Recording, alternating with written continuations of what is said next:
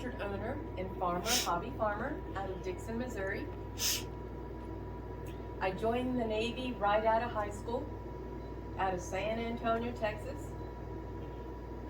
I am very proud to have been a wife from port to port, from post to post of my retired Army disabled husband. So I'm still serving. Before I came back to the orchard, I was working with FEMA. I did mitigation and grants. I did boots on the ground. I've done a federal course that helped blueprint a little innovational program to assure strong mitigation action occurred. I received the administrative award for FEMA on that. I am running for District 124. I've been primaried in as the Democrat. I'm asking for your vote. I'm asking for your vote for many reasons, because I've been here for 15 years and I know exactly what we need. Better. Better. Everything should be better because we have worked very, very hard for it. Medical must be better. There has been so many bills that are not citizen-centric, but I can walk anywhere in Dixon, Eldon, Lake of the Ozarks, Brumley, Richland, and Crocker, and I will find at least 3 people that are having problems walking, whether it's an elbow, a leg, or I will see children that should have more opportunities. These are the reasons that I decided to run. It is easy to say that I decided to run because of the terrible retraction of my innate rights, of all that tax money that I have paid for my farm, that I am no longer a full-fledged American because the state of Missouri decided that I can be a second-class citizen. So I decided to run, but not because of that, because of every little girl that stands at the Walmart that I shop at the schools that I volunteer, at the fairs that I pass out candy. Every little girl deserves to be protected, and every family and every household does not need government telling them how big their household will be. Missourians do not want government in their homes to decide how their lives will be. We talk a lot about the Amendment 3. Amendment 3 is bigger than just an abortion action. It is literally telling you, taxpayer household, that you will have this many children. That household not only pays every month for every female to get pink tax items, but that household also may not be perfect and sunshiny, because that household might have problems. That household might need extra medical. Not only am I against Amendment 3's, not only my 4 Amendments 3's concept to assure that I will get the medical care that I deserve, because I've already been here. I've already paid for it with me working every day of my life and me being a proud American. So when I think about the medical that we used to have in 2017 and 2018 and the reports that came out that the women's health medical issues that were done at Planned Parenthood not only included the abortion and contraceptive, but come to find out they did a plethora of women medical services for the poor folks. Now I can speak to this intimately because I joined the Navy from San Antonio because it wasn't good. So when you tell me that you are having a hard time because I've seen you out in Crocker, in Richland, in Dixon, in Eldon, in Brumley, in St. Elizabeth, when I see you at Lake of the Ozark and you are an elder woman having a hard time, I cannot help but think to myself, Where is she going and going to get help now? Because there is less. We had COVID occur, and we struggled. Medical struggled. How do you think it's going to be now? Because we have less. We have less because of the legislation that has been in charge for a long, long time. And we have yet to address the COVID concept. In our area, about 1,000 people are no longer with us. If we have a pandemic situation right here now, in no way are we going to be as good off as we were for the last one in our area. How horrible was it to have refrigeration trucks? And our neighbors who are going to work in medical facilities and putting their life on the line and bringing it back. All of these things are still dealing with medical. Missouri has a long history of asking for the medical that we have all voted for. And it would be great to start having legislation that is pro-patient, pro-more medical. They had a few bills up there recently, some low-hanging fruit that the nurses could kind of move us forward, and that got shot down across the board for some reason. That makes no sense to me, because we need more medical, not less. We need more Medicaid, not less. We need to make sure that our children are able to go to school healthy and come back healthy. We deserve to have grandparents to have access to medical. But we don't have that. So what do we need? We need more. Does that deal with Amendment 3? Sure it does. Because I'm not going to take less than I have coming to me, and that is good medical. We live outside of a military installation. We have farmers that are in the fields. They deserve to have accessible, top-shelf medical. I'm also writing because of public funds for public schools.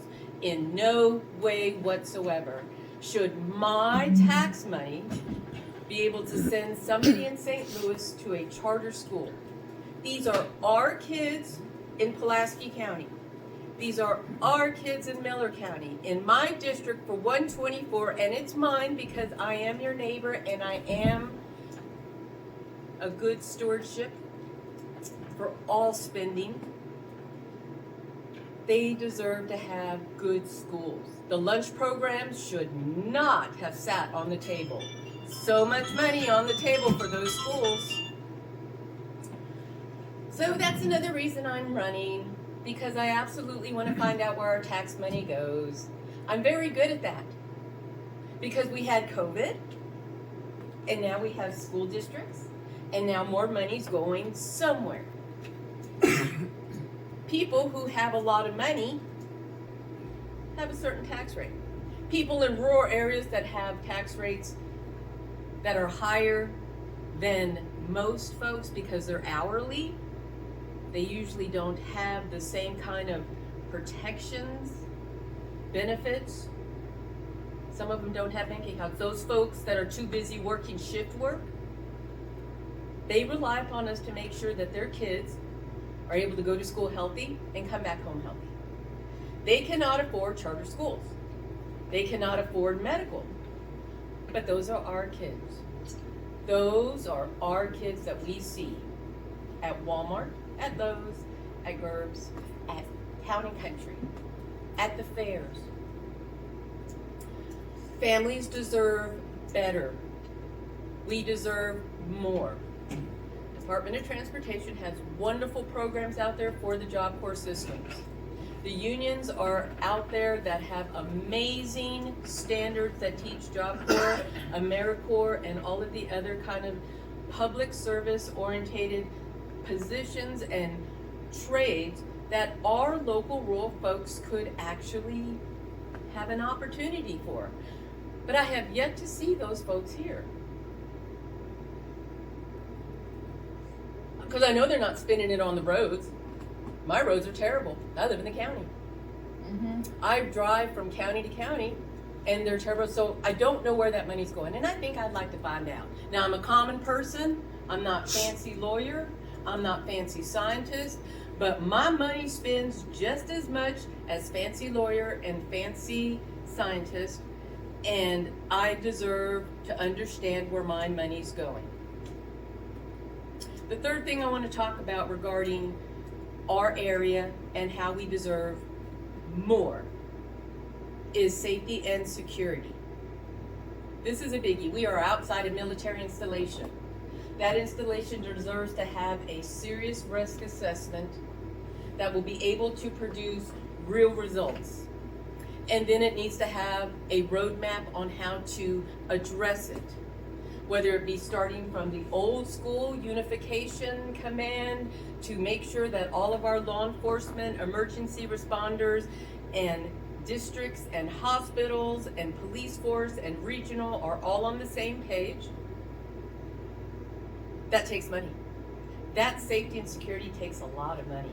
That safety and security that takes money will make sure that the folks that live outside that military installation is safe. And we deserve that. Absolutely. That risk assessment needs to also have a nice footprint to where our water goes to and how it comes down from the different states and how it takes care of our cattle, our farms, our drinking water.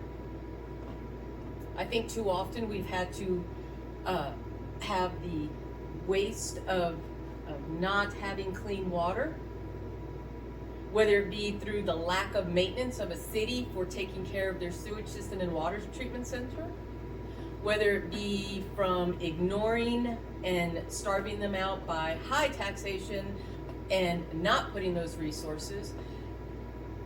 There needs to be more, because we deserve better, because we work very hard for it. But I'm a common lady, I'm a regular lady.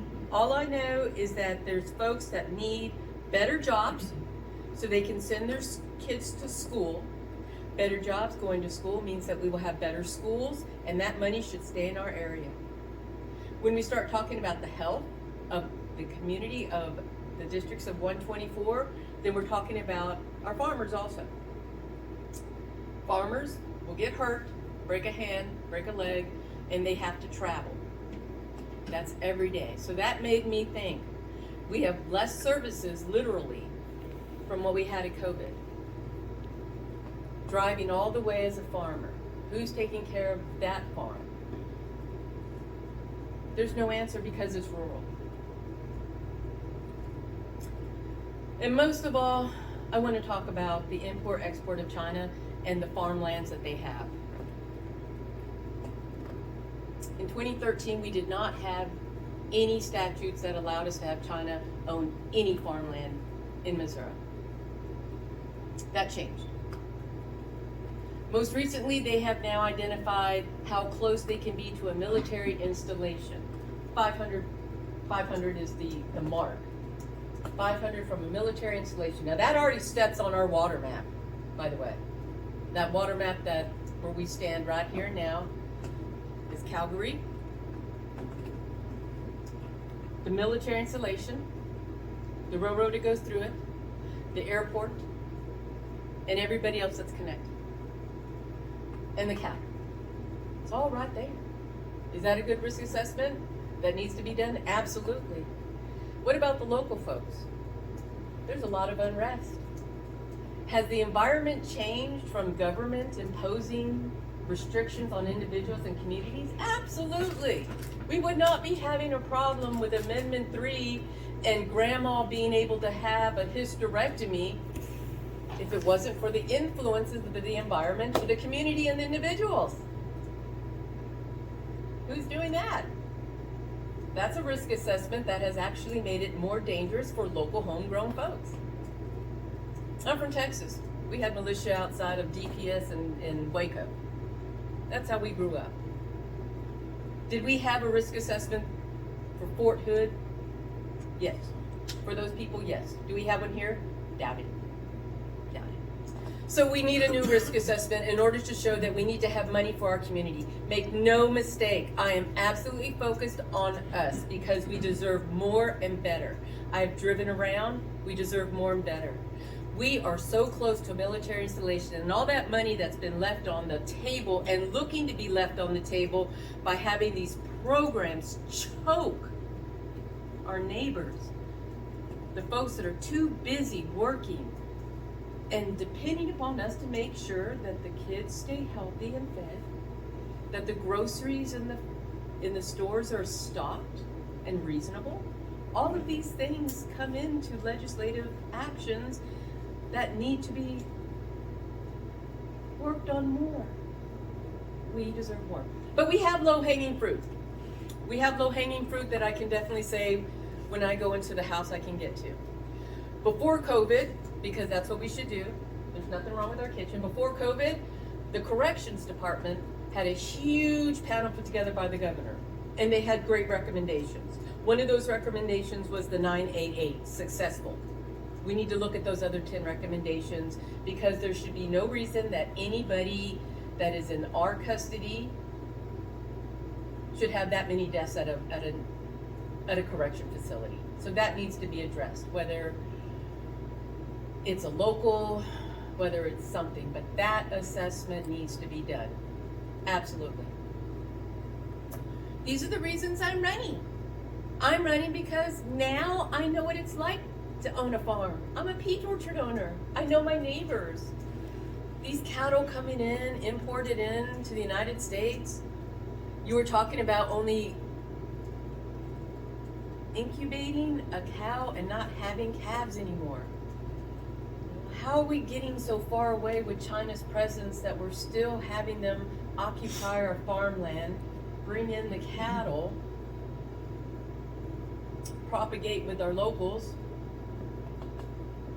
and change the landscape and the environment of our community?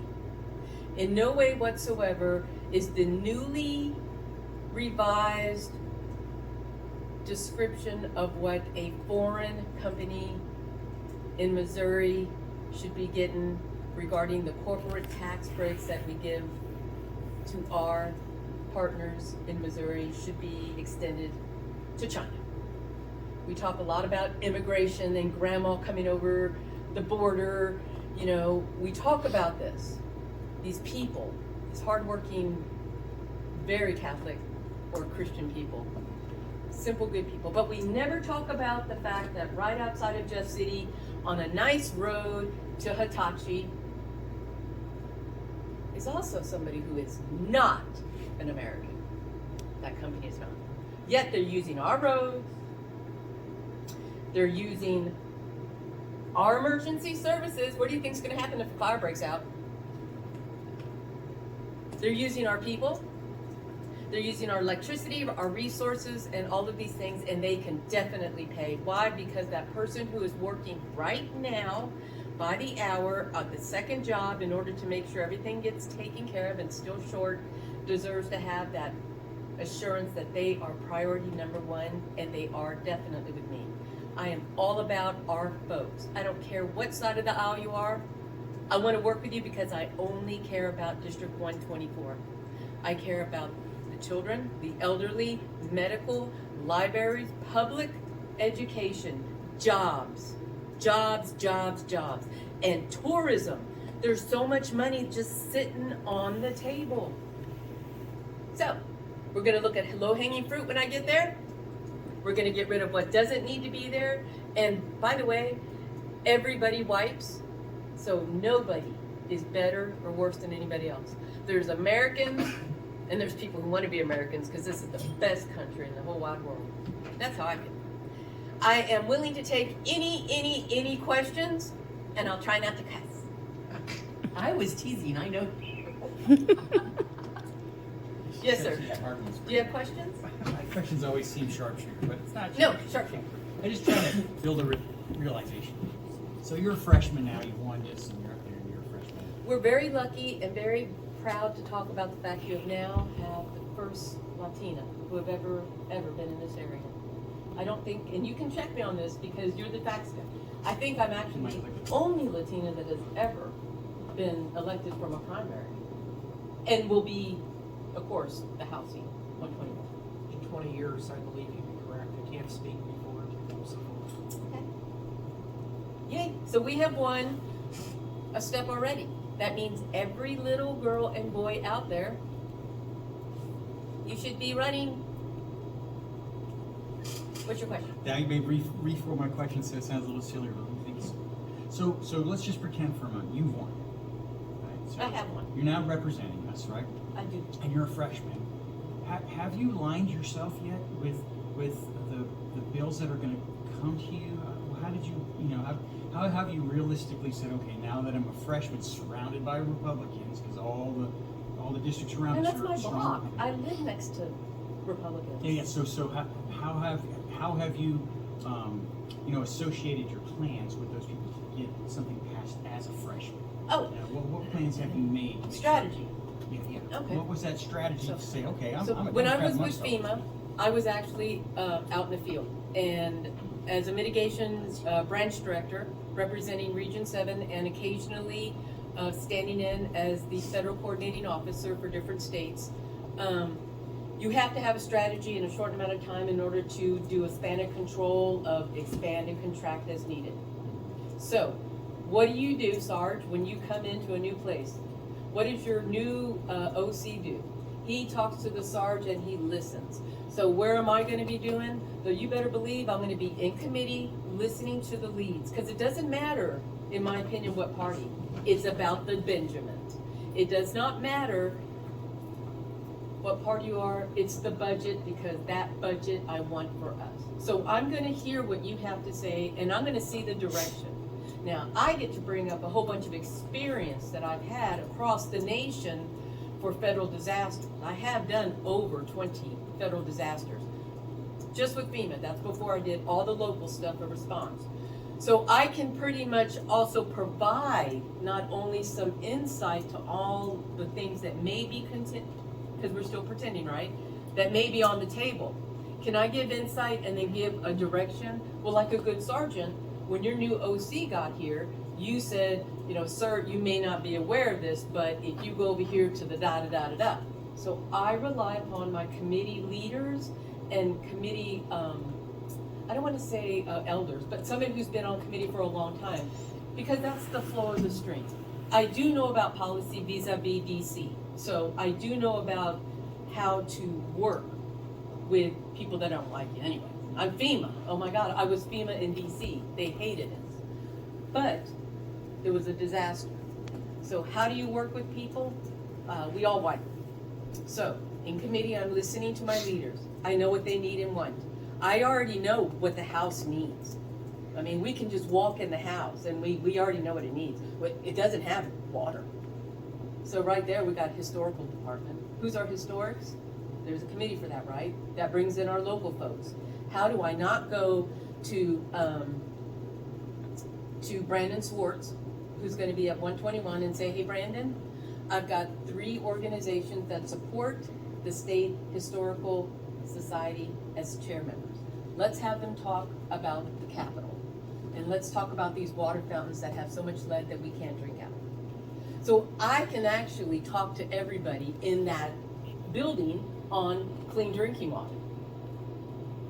Because we have to brush our teeth, we're politicians. And I brought in constituents for them to hear it. So I'm asking the smart people. I'm asking the smart people. Who are the smart people? The committee folks. So my job should be to shut up, pay attention, and read, and be aware where that direction of that lead's gonna go.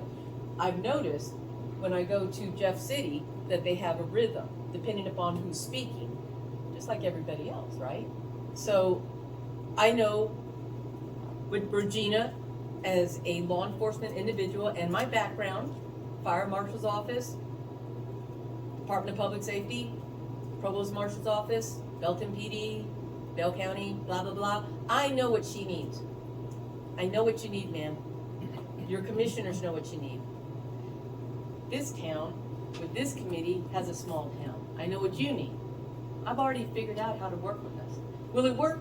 I don't know. But aren't I a person that just gets all in your face and you can't help it but love me?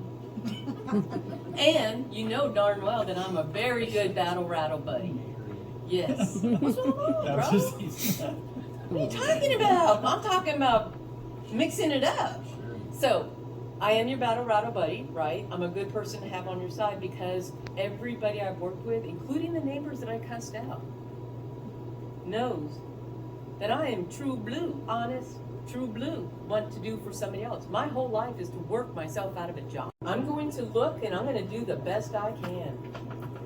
But I am definitely wanting to pass it off because that's just not my job. I'm not all about the power. I should be able to pass it off and you should be able to take it. So I'm going to go look at the hanging low fruit. I already know what Don said because I've read everything Don's done and the committees and the physicals. So I have read his stuff. I know where he's at and what he wants. I know what our area needs. I have lived at a military and civilian place for so long, and I have my own home, which I love so much, and every one of my neighbors know. Every one of my neighbors know that I'm true blue. You can come and get me. I'm a planner and a mitigator. So, did I answer your question on what I'm going to do? I'm going to listen, and I'm going to get close, and I'm going to influence, and it's going to be good for you, because you live around here too. It's going to be good for him.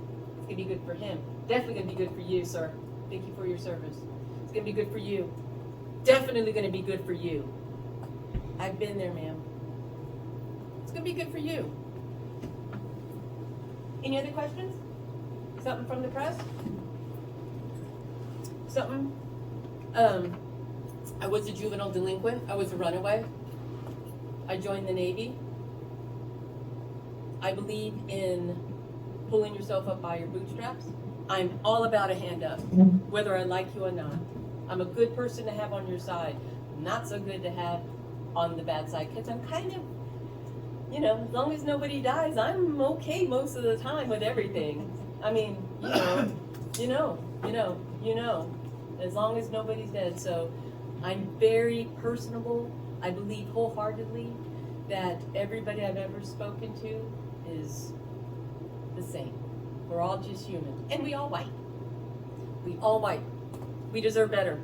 We deserve better. And I can bring it. I can bring it because I've already worked at one military installation that changed the landscape. Because I was prepared. That was 25 years ago. Now, oh my gosh. Oh my gosh. And we deserve it. Our kids deserve it. Our schools deserve it. Our veterans deserve it. Our medical deserves it. We should have better internet because we deserve more and better. We have worked hard for it. And I don't know why we don't have it now because it has gone downhill. Okay, any other questions?